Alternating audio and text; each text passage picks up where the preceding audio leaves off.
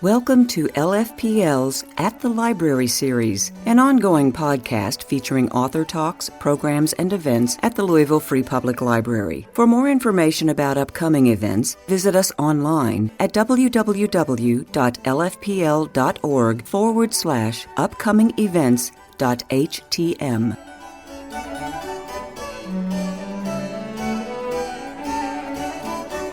The library's been fortunate for a number of years now to play host to a wide variety of authors and scholars. Some of them we're able to bring in because we have an endowment that's called the Craig Buteau Author Series that allows us to bring award-winning New York Times bestselling authors to Louisville. Sometimes it's because our friends at Carmichael's come to us with an award-winning author that they want us to partner with them and host. Tonight, we were fortunate enough to have Spalding University come to us and say that they wanted to partner with us and host tonight's guests. So thank you. So without further ado, it's my pleasure to announce Kathleen Driscoll. She's a professor at Spalding University. She's also the chair of the Sina Jeter Naslin Karen Mann Graduate School of Writing. Please come up.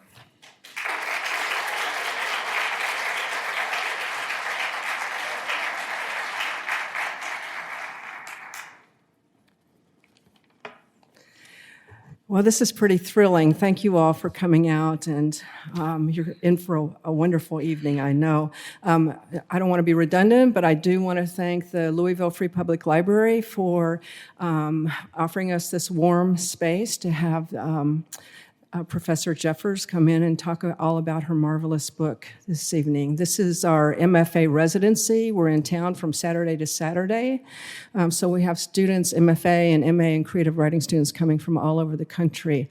We teach fiction, poetry, creative nonfiction, writing for children and young adults, and we also teach writing for TV, screen, and stage. So sprinkled among community members here, we have lots of graduate students, writers, creative writers, and we also have our faculty as well. And then lots of alums who've come to visit us they're celebrating the 20th anniversary of our first graduating class, and then the 10th anniversary of our first graduating class. So welcome alums, it's good to see you.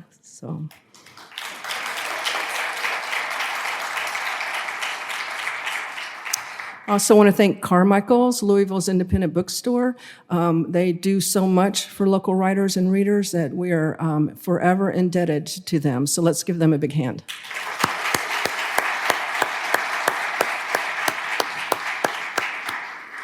These are great partners of the Naslin Mann Graduate School of Writing. We're grateful for them. So on behalf of our students, alumni, faculty, our entire Spalding University community, I'm happy to welcome you to what's going to be an incredible reading event this evening, a memorable evening. We have the honor of hearing from Professor Honorée Fanonne Jeffers, who I believe, and I'm not alone, many dozens and hundreds of people believe that she's one of the most important contemporary writers in America. And so she's here to share her work with you. And that is mainly her work is the debut novel, The Love Songs of W.E.B. Du Bois. We choose a residency book in common, and I was very happy to choose this book for our students, and we've already talked about it and discussed it, so we have a really informed audience here. And if you don't have the book, I really encourage you to buy it. It's a wonderful piece of writing. It's astonishing. So, we're also here to give Professor Jeffers the Spalding Prize. This is something that we established in 2019. We call it the Spalding Prize for the Promotion of Peace and Justice in Literature. And so in 2019, the Naslin Mann Graduate School, home of our nationally distinguished low residency MFA in writing program, we established this prize for the promotion of peace and justice in literature to honor exceptional literary works that exemplify Spalding University's unique mission. We're a social justice university, and we work to promote peace and justice every day on our campus and beyond in the world. So each year, the author, the winning author, comes to receive $7,500, which is the prize, and is also invited to our campus to serve as our distinguished visiting writer for the residency and to discuss that honored work. Past winners of the Spalding Prize include First Nation writer Therese Marie Myatt for her New York Times bestselling memoir, Heartberries, a unique book, the only real book of its kind. I haven't seen anything quite like it. We also gave the Spalding Prize to screenwriter and playwright Kevin Wilmot, who's a professor at the University of Kansas, or Kansas University, and he wrote Black Klansman with Spike Lee, so we were happy to give him that award. Kiki Petrosino won for her prize-winning collection of poems, White Blood, A Lyric of Virginia, and the prize most recently went to Filipino-American writer Randy Rebay for his YA novel, Patron Saints of Nothing. And now this year we are delighted to award the Spalding Prize for the Love Songs of W.E.B. Du Bois, written by Professor Honorée Fanonne Jeffers. So let's give her a hand.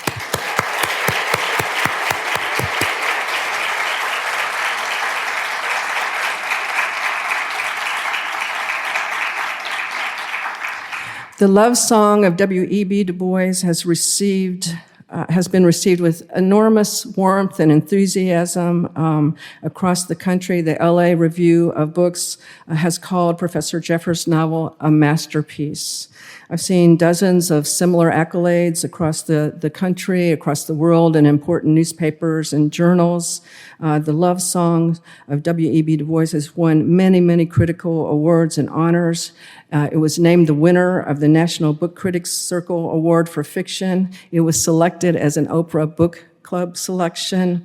It has nearly perfect, we're not supposed to totally care about this, but it's pretty great when it happens. It has nearly perfect scores on Amazon by readers and Goodreads. Thousands and thousands and thousands of readers have embraced this book, have been moved by it. It's an ambitious, important book. I've never read anything quite like it. Former President Obama put the Love Songs on his favorite books of 2021 list. When it was published, just as it was coming out, it was immediately a New York Times, Washington Post, and USA Today bestseller. It was also named a Best Book of the Year in 2021 by the New York Times, Time Magazine, Washington Post, Oprah Daily, People Magazine, Boston Globe, Book Page, Booklist, Kirkus, the Atlanta Journal-Constitution, and the Chicago Public Library. It's been a finalist for the PEN/Hemingway Award for the debut novel, and it was longlisted for the National Book Award for Fiction. It was a finalist for the Kirkus Prize in Fiction, and it was a nominee for the NAACP Image Award. In addition to being a wonderful fiction writer and a wonderful critic, Professor Jeffers has published 5 books of poetry, including the NAACP Image Award-winning The Age of Phyllis, which is a collection of poems about the life, the history, the work, the poems of the Black poet Phyllis Wheatley.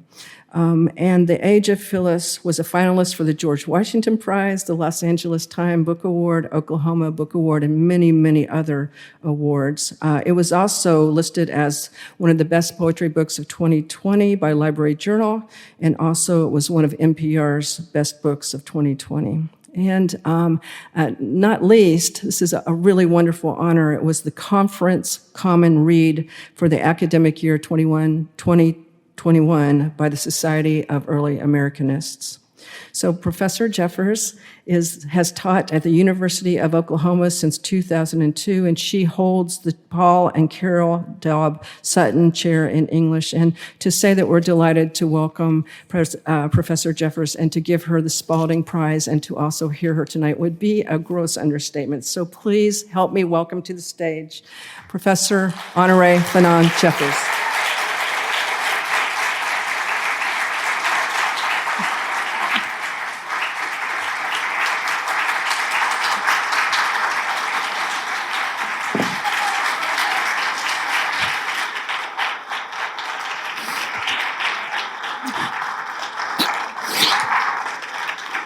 I thought you were going to hug.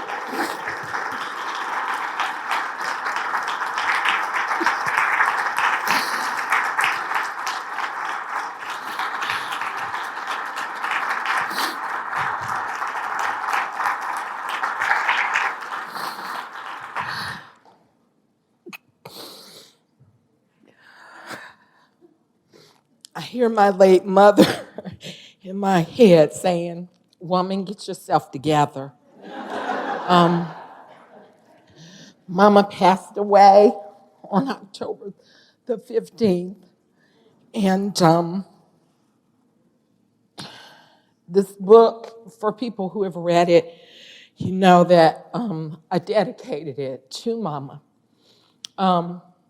It is wonderful to see all of you all here, but especially to see my sisters here in the room. Hey, girl. It's just an honor that the work that I wrote from my heart, my spirit, to paraphrase the great Margaret Walker Alexander, for my people with their dirges and their ditties, that this work has been received so warmly. I am so thankful to I know I'm going to mispronounce, Louisville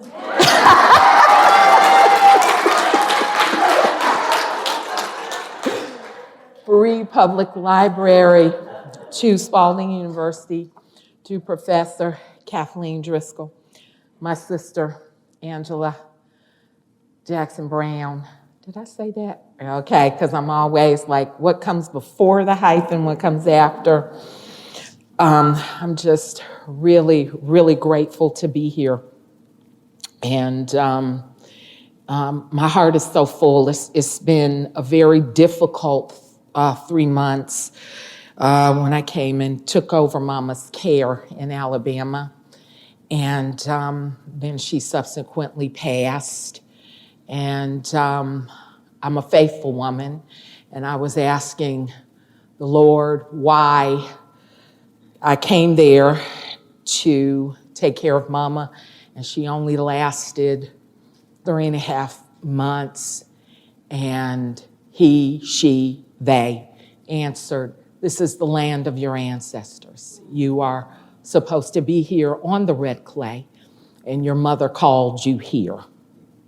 And she was here at the first of my life, and I was there at the end of hers. The last thing I will say, before I read just a teeny bit from a small, don't be frightened, it's an 18-point font,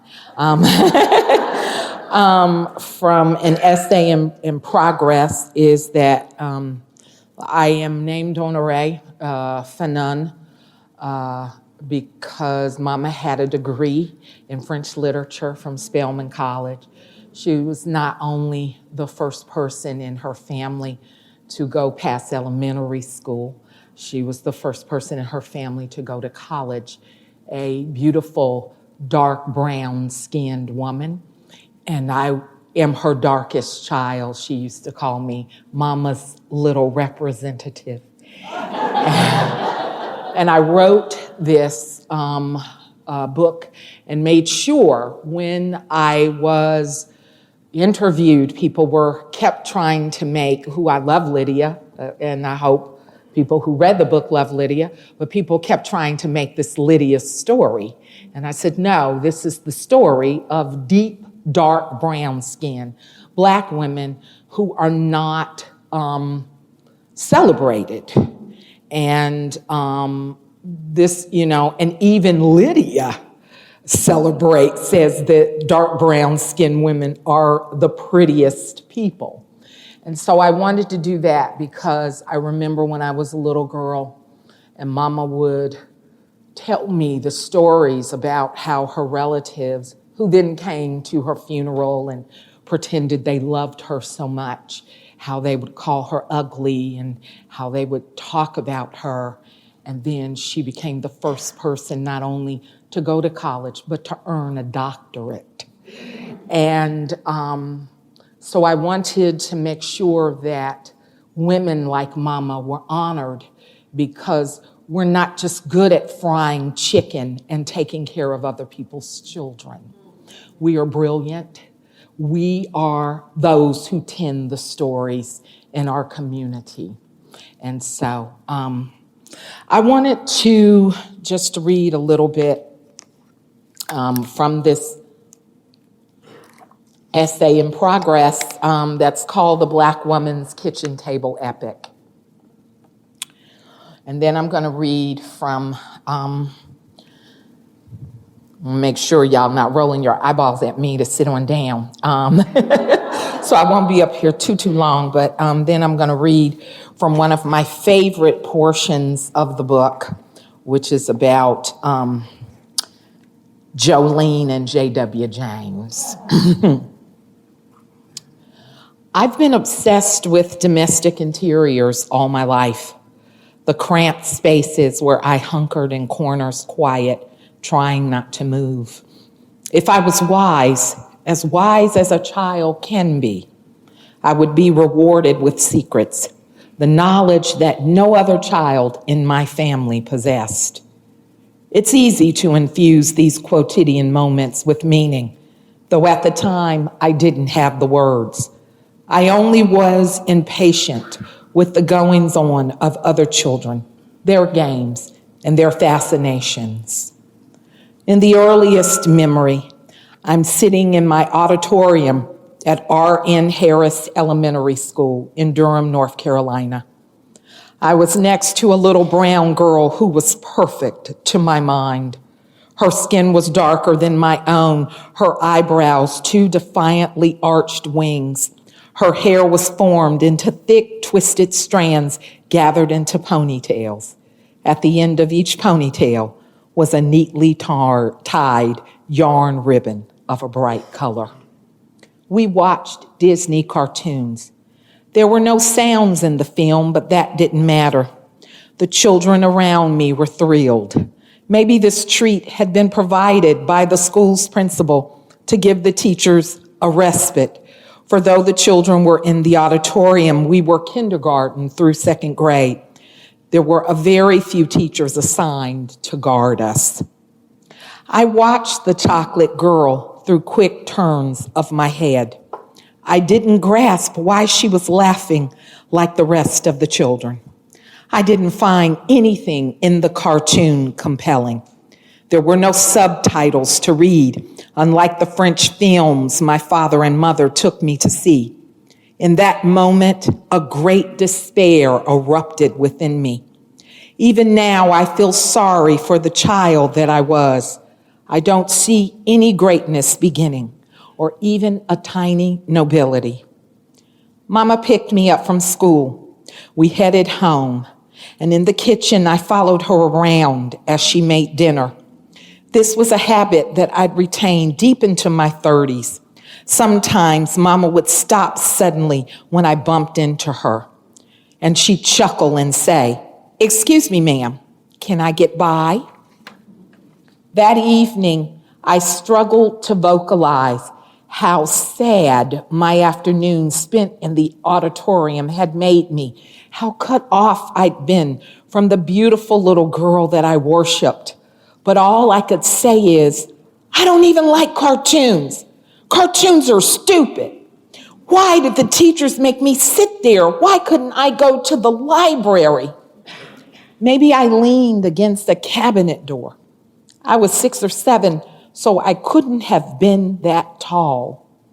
That was so long ago, but what stands out is how my mother pronounced her magic, or was it fate, upon me. You don't have to like cartoons. You're smart. You're special. Be happy about that. She didn't make me feel any better saying that. I felt even more cut off from a child's community and joy. I wanted to be ordinary, but my consolation was that time with Mama in the kitchen. That time was mine. That was when I thought there was perfection outside of my chaotic greenhouse on Weaver Street in Durham, North Carolina. Only the wide planet mattered. I wanted to explore what I'd read about in the books I checked out from the library on the black side of town, where the librarians called my name like they were heralding an empress. For many years, I assumed that I could avoid what it meant to be a black girl, and then a Black woman who refused to get in line with what her community and her country demanded from her. As an adult, I'm not sure I ever embarked on my own epic journey. I traveled the country some, mostly for teaching jobs, and twice I've crossed the ocean. But in my memory, I revisited those moments with Mama in the kitchen.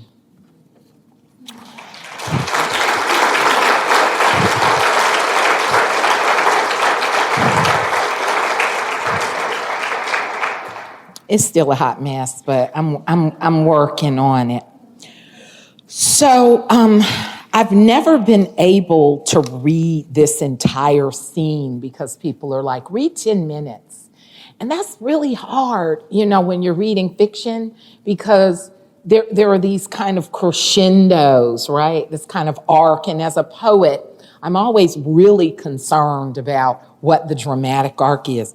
So this is the first time that I've ever been in. It's not super long either. But so the protagonist of this novel, Ailey, is, as I think most women, cisgender, transgender, femme, have this kind of deep connection to their mother. Their mother is the one that teaches them about what motherhood is. In Black communities and other, we don't use the term ethnic anymore, I don't think that's politically correct, but in other communities of color, it's even deeper because the women typically are the ones who transfer the cultural knowledge.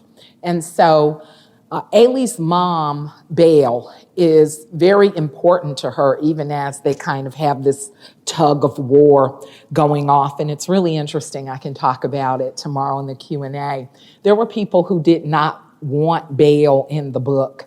They didn't like Belle because, people don't really understand. Black women don't allow their children to curse at them. I'm not sure there are a lot of white moms who do either, but I was at the airport yesterday and there was this mother who was trying to get her son, and then I'll start reading, her son to come, and he was like this tall, and he said, "I'm right here, you don't have to yell." And I stopped. I was like, oh, it's about to be on. And she said, "I'm sorry." And I was thinking, girl, you're going to have some problems with this one right here. You better jank him and let him know what's what. But I noticed this in my own teaching experience, that I'll get these guys and white guys who are like talking to me, and I've started becoming like my mother. So I will just like look over my glasses at them and let this long, uncomfortable pause ensue. And I'm realizing like this is a cultural thing, right, in Black communities. So this is from, it's probably this is a long book. I'm sorry. Ooh, Lord, this is such a long book. But I needed to, I'm coming back to Chickasetta again and again. I have short stories. Oh, yes. Yes, short stories that I'm writing. And then the essays that hopefully will be out in 2025 or about Black women, Black feminism from the point of view of a Black woman. It's called Misbehaving at the Crossroads. And so anyway, this is in the second third of the book. This is from the chapter called Do Right Woman, Do Right Man. And if you've noticed, all of the chapters in the Belle section, if you've read the book, have titles from Aretha Franklin songs, because Mama adored Aretha Franklin, and she had early dementia when I was taking care of her, but I would play Aretha Franklin, and she knew Aretha Franklin, and so we sort of bonded over that, right? Bonded again. So this is Belle Driscoll, right? And very quickly, one of the reasons that I named Belle with that last name is that there are Driscolls in Putnam County, Georgia. My mother is from Eatonton, Georgia. She taught Alice Walker. I was very honored that Miss Alice sent a statement to be read at Mama's homegoing, as well as sunflowers. And so right down the street were Driscolls. The renowned African-American artist David Driscoll was born in Eatonton. When I moved to Oklahoma, the only Driscolls were Cherokee. And I'm curious about what that means. And so as this book is about settler colonialism, the beginning of settler colonialism, the beginning of slavery, I wanted to include things that people, little nuggets that people could, find. Do right, woman, do right, man. In the same year that Belle Driscoll's grade school principal assured her Negro students that the world was about to change, Belle had begun to tell folks she wasn't ever getting married. Her listeners would laugh at her and say one day she'd change her mind because didn't she want babies? And the only way a good girl could have babies was to get married. Belle had come to her decision after an insemination of one of her father's cows. It was in April that year. Okay, so there's some naughty parts. So I'm just, okay? All right. Okay. I don't see any kids in the room. Okay. All right. Okay. So Cross-Eye was the heifer who needed to get pregnant. In the fall, Spot would be the one. That way, the Driscolls would be kept in milk and butter and cheese throughout the year. When the calves got big enough, Jose Driscoll would sell them for meat, and that would make Belle cry, thinking about a cute animal being killed. To impregnate his cows, her father had borrowed a bull from J.W. James, a tenant farmer who lived on the premises of the large farm owned by Cordelia Pinchard Rice. J.W. didn't work for shares anymore. He only paid rent for his land. It had been 10 or more years since there had been sharecroppers on Wood Place. J.W. and Jose Driscoll were buddies, so J.W. didn't charge his friend money for the use of the bull the way he did the other Negro man. The insemination of the bull was a secret affair, and Belle's daddy had waved her away from the barn, telling her it wasn't no place for a little girl to be. This was grown folks' business. Belle walked her way. Her daddy didn't like to be disobeyed, but even yards from the barn, she could hear the loud cries of Cross-Eye and her kicking the floor of the barn, the chuffing of the angry-sounding bull, and Cross-Eye being hurt in some way. In a half hour or so, the men carefully coached the bull back into the metal cage on wheels, and then they enjoyed a picnic in the yard in front of the house.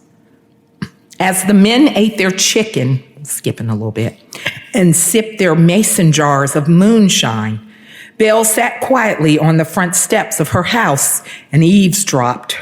Her daddy had said, grown folks' business, before prohibiting her from the barn. And whenever her parents used that phrase, it meant something between a man and a woman after a bedroom door was closed.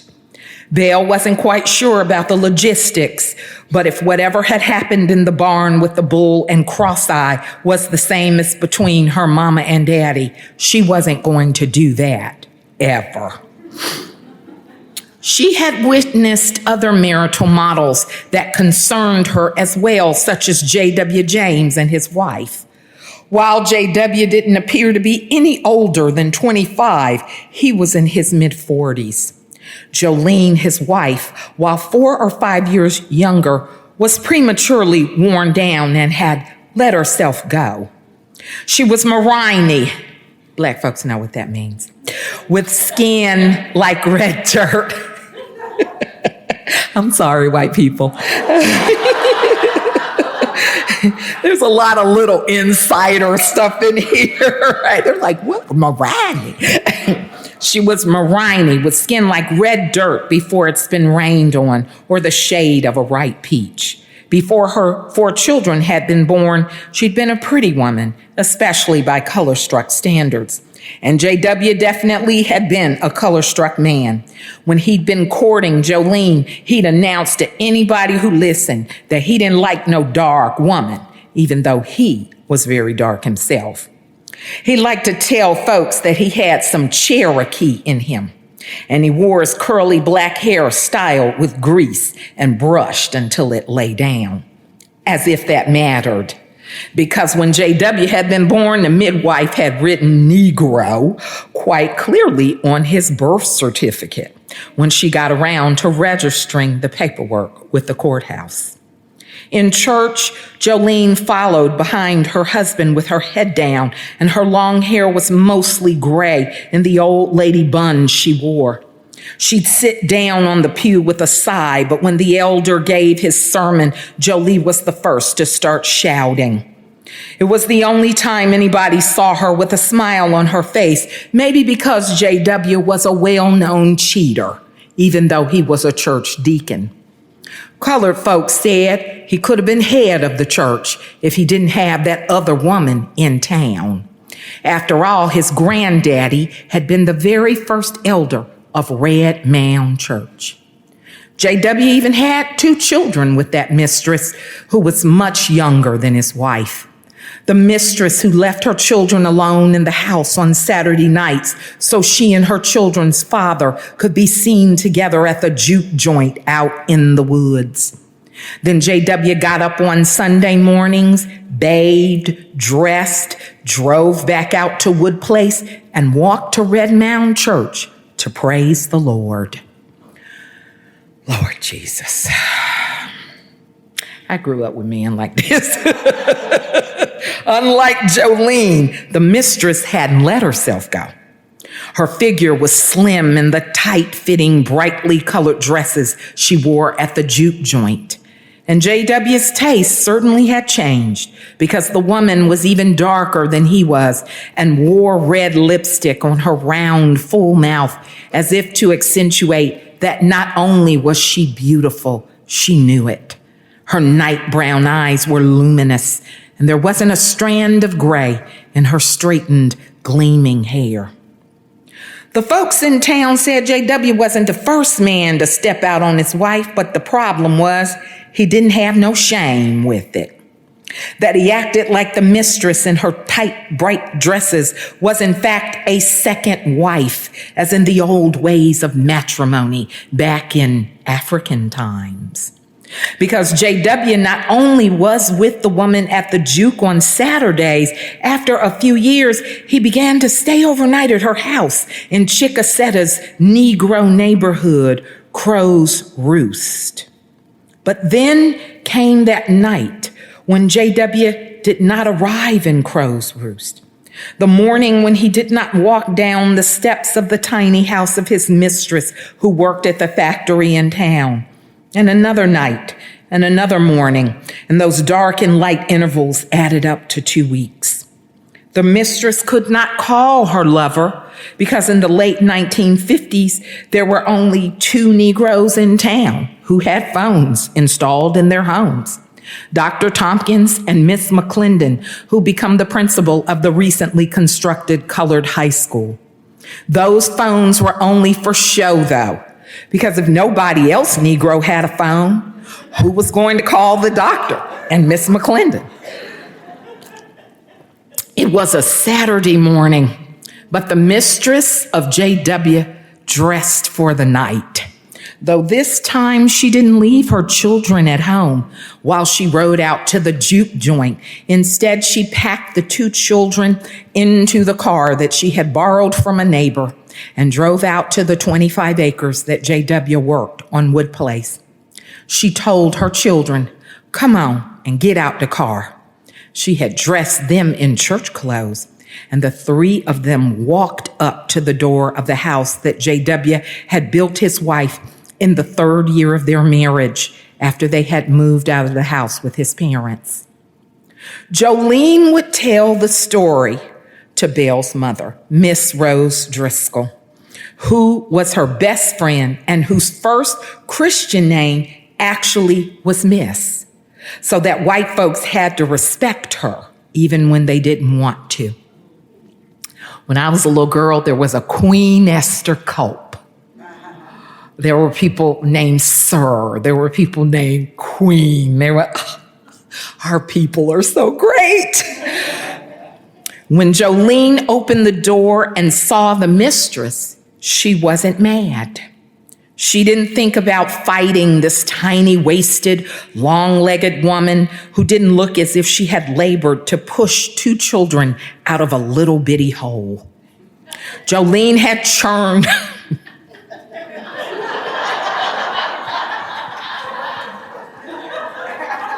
Oh, Lord Jesus, I remember when I wrote this, too.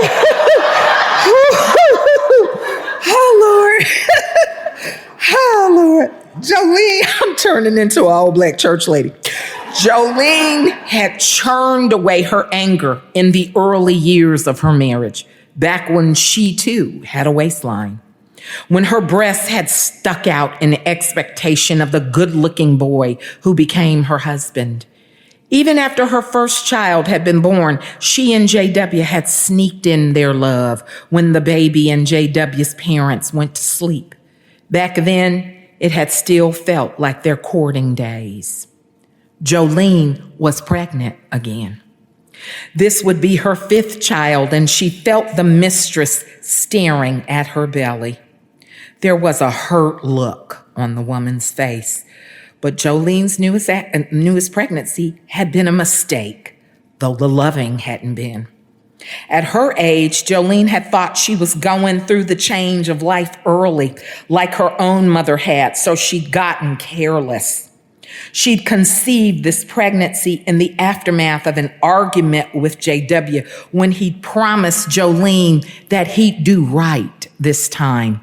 He'd give up the fast life, and Jolene had laughed at him. She didn't care about what he did with his privates. She only cared that he was spending money at the juke joint when she needed to buy groceries for her children. She knew he was lying. He wasn't giving up nothing, but when he walked up with that way of his, she let him think he was convincing her to do something she didn't want to do. She'd let J.W. beg her into bed, but she hadn't made him get up before he took his satisfaction because she'd been so busy getting hers. This mistress wasn't the only one J.W. had cheated with neither. Beside her 2 outside children, he had 3 more children scattered across Putnam County. Surely the mistress had known this, but for some reason she was fool enough to think she was special. Yet only as this dolled-up woman stared at Jolene's round baby was she learning what Jolene had known for a while. What J.W. was giving felt good, but it wasn't special, and neither was he. Pretty as he was only a regular man. At this point in the story, Miss Rose Driscoll had sucked her teeth. That hussy deserved what all she got, trying to break up somebody's home. You ain't seen it, girl, Jolene said. A woman like that, getting gussied up to come to another woman's house. She must have been in a powerful bad way. You sure is a Christian, because I would have whipped that heifer's tail.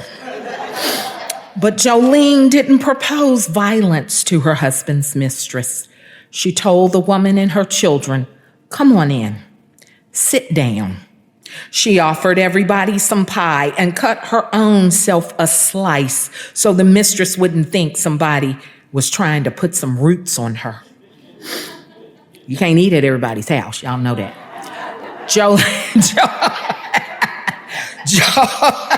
Jolene's oldest daughter was already out the house, a married school teacher. and her oldest son was plowing the fields. Her two youngest were running around on the property somewhere, so there was room at the kitchen table. Jolene sat, and the mistress sat, and the outside children sat, and pie was eaten, and Jolene pretended this was an ordinary nice visit until the mistress asked about J.W. She said she was worried because he hadn't been to see her 2 Saturdays in a row, and this was the third one. The mistress was bold, meeting Jolene's eyes, telling her man's wife that they had a steady thing going on. But Jolene told her that J.W. was lying in the back room. The mistress could see him if she wanted, and there was surprise on her face. When Jolene walked the woman back to the bedroom, Jolene was worried about whether she'd cleaned in the corners, those tiny spaces where the wood floor joined the walls. But she didn't care about what the mistress and her husband would say to each other as J.W. lay in their marital bed, his entire chest covered with salve and bandages to help him recover from the steaming pot of stone ground corn grits that Jolene had thrown on him. She left the mistress and her husband in the bedroom as the mistress wept loudly and J.W. croaked out his few words. She went back in the kitchen and told the outside children she had some chicken left over from last night. Did they want some? And maybe some more pie? It had not been Jolene's intention to kill J.W. If that had been the case, she could have done that so many nights. She could have poisoned him. She could have stabbed him in his sleep. She could have cut the brake lines on his pickup truck. It had not been Jolene's intention to stop him from going to see his mistress either, for any man who wants to behave will find the time and energy to do so. Jolene only wanted to bring wisdom into the carefree specter of her husband's Saturday nights so that every time he took off his shirt in front of his gorgeous paramour, this woman would know that she wasn't dealing with an unattached, beautiful boy in his 20s, one who was at the beginning of his life instead of in the middle. The mistress should know that she was sleeping with a tenant farmer who was the father of soon-to-be 5 children by his gray-headed wife, along with several other offspring he dropped by the wayside. And if Jolene had to deal with what her life had become through the years, then the mistress had to deal with that as well.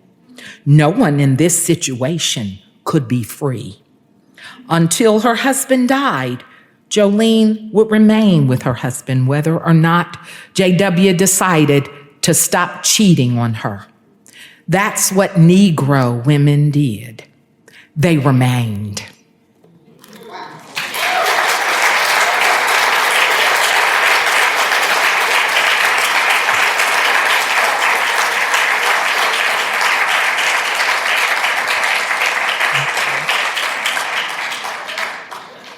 So I think I stopped before y'all started preparing your rotten fruit to throw at me.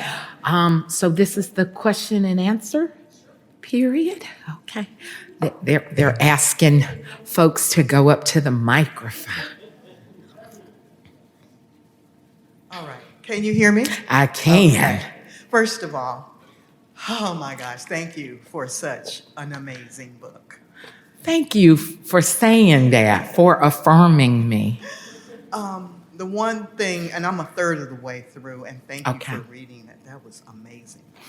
How long did this research take? I mean, the history is lush and so. Stop. Oh my God. Thank you, my dear sister. Thank you so much. Oh Lord. Okay. No, was that it? That was it. Okay. How long did this research take? So here's the thing. And this is why when you see this gray coming in, people in my family I got mine too. gray, like when they gray, it's like in their 70s or their 80s or whatever. But I was writing love songs at the same time that I was writing The Age of Phyllis, okay? We call her Phyllis Wheatley Peters now. Because of the research, probably I did about 20%, 25% of this research, and then another woman named Cornelia Dayton, I'm coming to a point, did 15 years of research just for this one essay on the husband of Phyllis Wheatley Peters. So all that we think we know, that he was trifling, that he wouldn't work, that he abused her, I had found holes in that research, or not found, encountered holes in that research. And I always encourage people to do the research on them. So at first had just been interested in writing a series of 8 poems. I started doing that in 2003. And then when I encountered the holes in the historical research, it just took me through there. I have had people say to me, it's still sort of hard sometimes for me to claim that the ancestors anoint people to do particular work for our people. And at first I thought people were just trying to get me to, wear flowing lemon garments with chunky beads around my neck and kill chickens and all that. And I'm not dismissing any of that, right? But now I do believe that this is what started. So at first I was doing research on Phyllis Wheatley Peters. And I only wanted, as I've talked about before, to write short stories. I love short stories. I love how they're like prose poems. You know what I'm talking about, Angela? They're like prose poems. But I got an agent, and I really loved her, and I loved her vibe.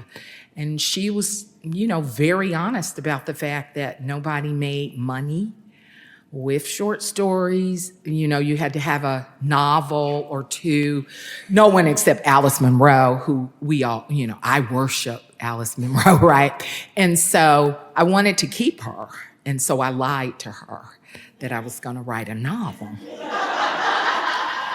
And so I would send these little mood pieces to her, right? And she'd say, "This is really beautiful, but there is no plot here. And where is this going in terms of your novel?" Right? She's like a little bitty lady, right? And so I'm doing this research on Phyllis Wheatley Peters. I'm trying to write, and so I first start writing Ailey stories, okay? One of there's a portion in like when Belle is in college, where sometimes I can't remember what I left out and what I put in, but I think she's straightening someone's hair or doing something. I wrote that 30 years ago, okay, about Belle, okay? Belle is really who I only wanted to write about because of her history, because of all of that, right? So then what happened, I'm writing these short stories about Ailey. I'm trying to figure out how I can lie and sew these stories together and pretend it's a novel in stories when it's really not, right? And then I start having dreams, okay, which I've talked about. That's how I started to believe. I've had several people from the Yoruba tradition tell me, but I just don't believe in messing with something that I can't fully commit, right? But they have said to me that even though I'm not in the tradition, it's clear that ancestors walk with me. And I believe I'm special because I'm a child of God, but I don't believe that I'm special in terms of there are many Africana, indigenous people who walk with the ancestors. So when I start realizing that, Ailey's ancestors are in this, I'm already doing work on the slave trade, which is harrowing. And you can see that from some of the stuff that I include. And I've had Black people say things like they're tired of trauma and they want more joy. I too am tired of trauma and I too want more joy. But when we started having these attacks on critical race theory and Black history, I'm looking at these stupid children and unfortunately some grown Black people, and I'm thinking, happy now? You're tired of trauma. But now they're mad because they wanted the choice to not study Black history. They didn't want someone saying, no, you can't study Black history. But the research went from 2003 right up until the time that I turned in the book. Because there are these moments, right? There are these moments because you want to get it right. And so for me, every book could be the last book. We, as the old folks say, you never know the hour or the day. And so I said, I wanted to leave a testament to my ancestors, to this land. And now, this very serious book, now I can move on to, you know, a book that probably is going to be serious emotionally, but it's not going to have this, because you get people who'll say, that never happened. And I'm like, let me just give you a citation. Yes, it did. People say Samuel Pinchard could not have existed. And there are journals of slave masters from the 18th century who have done things that I can't even say here. This is based upon reality. And we see that, as I've said, and I know I'm just sort of going on and on, everyone within us has a road that can go left or go right. I say that all the time. I don't believe in evil. Evil is a cop-out. You start out, and then there's a moment, and then you have to decide, and then there's another moment, and you have to decide, and so on and so on. And if you have a system that tells you that you have absolute power, you can kill somebody, you can assault them, you can do whatever, and the law won't stop you. You just get drunk with your own power. And there it is. And so I kept doing the research. I had to, because as I was saying, I'm saying this in public, I'm saying, Miss Kathleen, is that I was challenged by copy editors. You know, and so then I was like, okay, here's your citation. Here's the link. They never said, my bad. Right. Because as we know, people don't trust Black people to talk about their own lives, right? Unless someone white acknowledges our truth. Or if you're a cisgender woman, a trans woman, a femme, until a man tells you that your pain exists, it does not exist, right? Maybe you're just really sensitive. Maybe I should throw stone ground grits on you.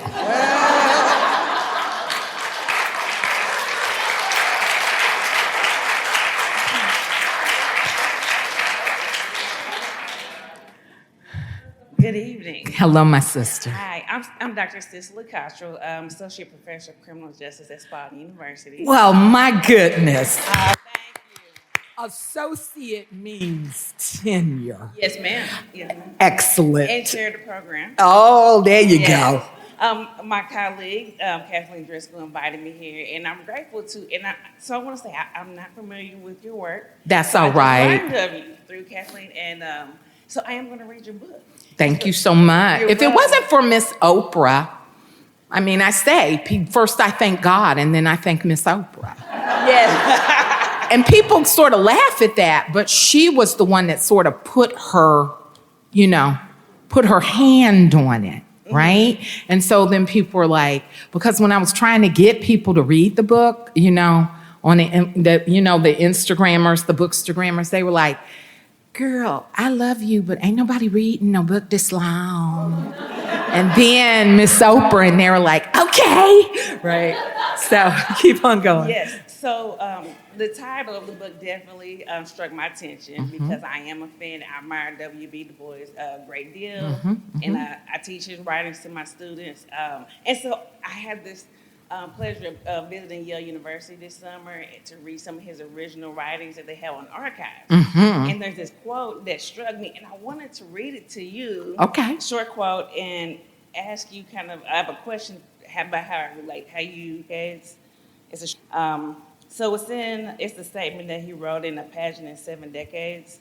It's a short biography of his life's work. And so in 1890, Du Bois wrote, "Spared by my circumstances, I have always been given to systematically planning my future. Not indeed without many mistakes and frequent alterations, but always with what I now conceive to have been a strangely and serious thing. I determined while in high school to go to college, partly because other men went, partly because I foresaw that such discipline would best fit me for life. I believe foolishly, perhaps but sincerely, that I have something to say to the world." And so I want to ask you, what do you have to say to the world? What's your message that you want to say to the world? Well, I feel like what I have to say to the world is in my books. I think that, like many writers, when I first started in my 20s, actually I started writing when I was a little bitty girl. Mama claims that I brought her a story that I wrote when I was 6. Started reading when I was about 4 and a half and 5. My sister Valjean taught me. We're all named after French people, right? And she says I brought it to her and said I wanted to get it published. I'm not sure Mama didn't make that up, but that sounds like something, But when I first started, like many writers, I was just trying to get in where I fit in, right? I just I felt something in my spirit. I felt something that I couldn't let go of, And I encountered many difficulties. There was great racism in my program at University of Alabama. I still remember vividly a white male classmate, joking with me that he was going to spit on me. I had to fight to get funding. I'm still not on the website of the department that I graduated from. No, it doesn't hurt my feelings. I say it all the time. I'm like, watch me work, because you don't even know what the Lord has anointed, right? Because this is not about me. And that's what I had to realize. And so what I have to say to the world is beauty matters, kindness matters, goodness matters, and culture matters. And Black women are not going to stop. We are going to continue because we have been chosen by a good God to continue this community. And if it wasn't, there are some women, and that's great, who think, they sprang fully formed from Zeus's head. Okay? Some Black women that feel like I'm here and I'm, and it's fine if people aren't feminists. I am a feminist, unabashedly, right? But it's fine if people aren't feminists, but Black women need to understand patriarchy is not meant for us. And so it doesn't matter how nice we are, how we submit to our men, how we go to church, that we can fry chicken seasoned to the bone, right? Right? Make a moist pound cake. And by the way, I can do all of that, and I'm a radical feminist, right? It doesn't matter, because white supremacy never intended us to be, quote unquote, real women to begin with. And patriarchy is not for us. And I just lost some dear female friends, or I thought they were dear, because I went to a dinner party by an alum who was hosted by an alum at my alma mater, which is a historically Black college. It takes me sometimes when I'm really upset to be able to pull back. I see you all nodding. Pull back and look at this from a framework that is not chaotic. When we're first upset, blah, blah, blah, blah, blah, blah, blah.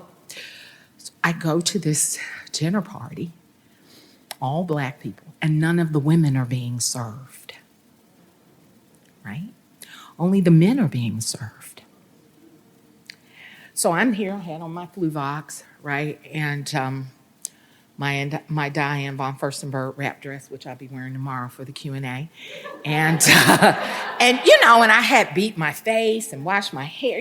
So I'm walking up in there, I'm like, I know. Because I have social anxiety. So one of the ways that I deal with that is by being cute, right? And having all of that. And I walk in and I sit down at this table. An ex-lover of mine is at the table, and I'm noticing, my host, who I know, she had her nieces who were serving. So I'm like, oh, this is nice. Okay, we're all being served. So I'm sitting there, and I'm noticing these heifers are reaching over me. Okay. And I'm not an arrogant person, but sometimes I do have to pull a card. And I'm like, I'm Honorée Fanonne Jeffers. What is this, right? I was just nominated for a prize in France. I was just like, what is happening? What is going on? I washed my hair for this. And when a Black woman washes her hair, it was like a 4-hour thing, right? I was like, I beat my face. I'm wearing Spanx. What is happening, right? And so I just kind of sit there and then I kind of go into this sort of haughty thing that I do when I'm deeply uncomfortable, but I don't want to say I'm deeply uncomfortable. And so finally the hostess comes. And I have been like sub-posting on Facebook about this since it happened, right? And so as I'm sitting there, the hostess comes over and she says, Honorée, I notice you're not eating. And I'm thinking, oh, you gonna poke the bear, You know what's up. So I say, well, girl, I got on these Spanx and they moving my organs around, blah, blah, blah. But then I say, but seriously though, I'm noticing the women aren't being served. Is there a reason for that? And so she starts, I still don't remember what she said. My ex-lover was like, hey, this is her house. And I say, I think it was my mother coming through me. I say, be quiet. I am speaking. And he just went silent. And I was like, what just happened, right? But that's what my mother wouldn't have even waited. Mama, Dr. Trella Lee James Jeffers, would have gotten up and been like, what kind of insert expletive compound noun is this? Okay? So I come back home and I'm telling my girls, thinking they're going to be, and they say, well, this is her house. Right? And then I realized these women aren't feminists. And so they're depending upon the largesse of men to create equality for them. And I thought, what is happening? How in the 21st century is this okay? All right? And it hurt because there was just shaboom. Just shaboom. That's all I'll say. And so when I say that, I say, there are women who literally, Black women, died for me to be here in this kimono, in these fluvogs sitting here, okay, that I could tell this story, and I am not going to betray them. So that's what I have to say.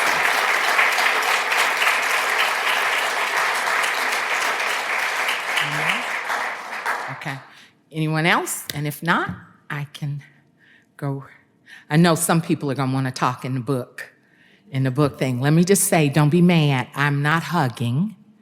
My bonus mother, Sonia Sanchez, has said to me, don't hug people. Okay, so don't be mad. And I'm not a selfie taker either. So it's because I don't want people to think I'm thinking I'm all that and I this and the other. It's just Miss Sonia was firm with me because she's like, you need to tell people you need to stay healthy because I've had COVID 3 times. So, and just got past long COVID. So she's like, you need to tell people that this is nothing personal, right? Because real talk, I feel so much tenderness and affection in this room, and I'm so grateful. So I don't want you all to think that, all right? All right, last question. I would like to say this is very nice. My first time hearing about you, and I just registered for it, and I just gave it a shot. And I love everything about it. I love everything about it. Thank you, my sister. Thank you so much. Thank you. Thank you, my sister. But I would say, what would be, if somebody's trying to, I guess, get in that space of writing, what advice could you give them, and what kind of creative space do you put yourself in to write? I always wait for this question. This is the most important question of the night when a young person asks me that. First, I would say, read. Yes. Okay? And don't be, one of the things that I've learned, and I'm going to try to keep this quick, Kathleen, one of the things that I've learned as I'm trying to get my French back, I have for probably about a year and a half, up until maybe only 3 months ago, I've been studying my French for like 2 years. I was deeply ashamed that in order to get my French back, I'm having to read children's books in French, right?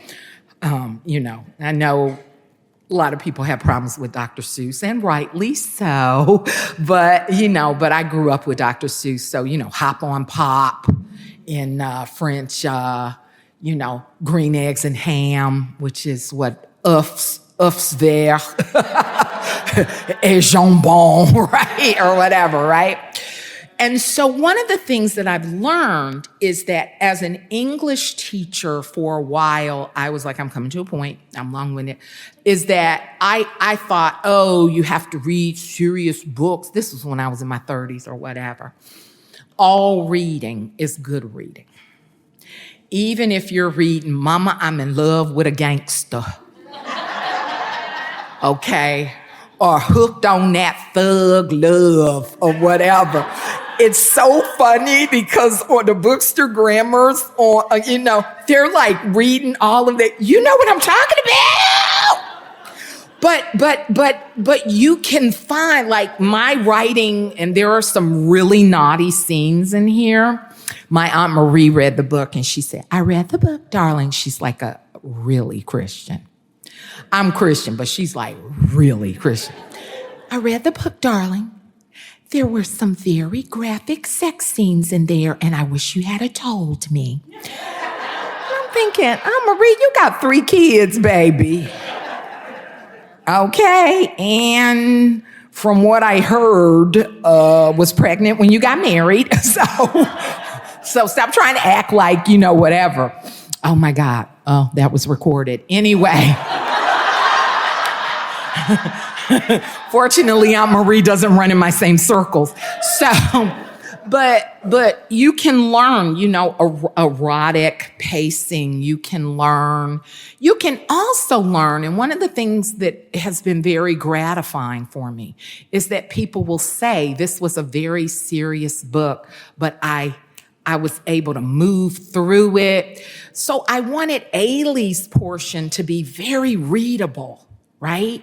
Because I knew that there were these serious, and the language was going to be more lyrical or whatever. So all I'm saying is all reading is good reading, okay?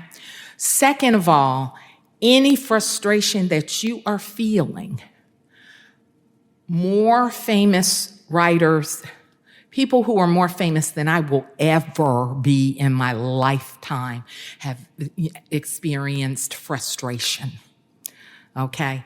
Also understand, and this sounds arrogant, but the writers in the room know what I'm talking about.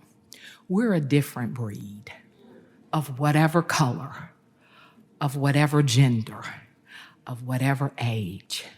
And we see truths that other people not only don't see, but will try to deny. Okay? You've